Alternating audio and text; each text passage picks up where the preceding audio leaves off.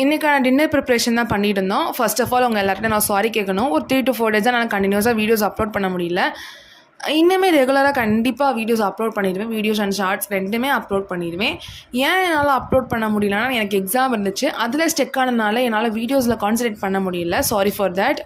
இன்றைக்கி நைட் டின்னருக்கு சும்மா வெங்காய தக்காளி போட்டு ஒரு தொக்கு மாதிரி பண்ணி அதை தோசை மேலே ஸ்ப்ரெட் பண்ணி சாப்பிட்டோம். அதுக்கு கூட வந்து தேங்காய் சட்னி வச்சுருந்தோம். எனக்கு தேங்காய் சட்னி தோசை, தேங்காய் சட்னி கூட தோசை, இட்லி எதுனாலுமே எனக்கு ரொம்ப பிடிக்கும். என்னோடய ஃபேவரட் காம்பினேஷன்.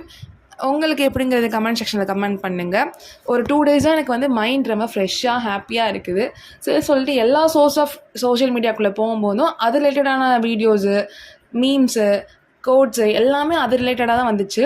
பார்க்கும்போது நம்ம எப்போ சோகமாக இருந்தாலும் சரி, ஹாப்பியாக இருந்தாலும் சரி, நம்ம எப்போ ஒரு ஃபோனை எடுத்தாலுமே அது ரிலேட்டடாக தான் வரும். அது எப்படிங்கிறது எனக்கு இது வரைக்கும் தெரியலை. உங்களுக்கு தெரிஞ்ச கமெண்ட் செக்ஷனில் கமெண்ட் பண்ணுங்கள்.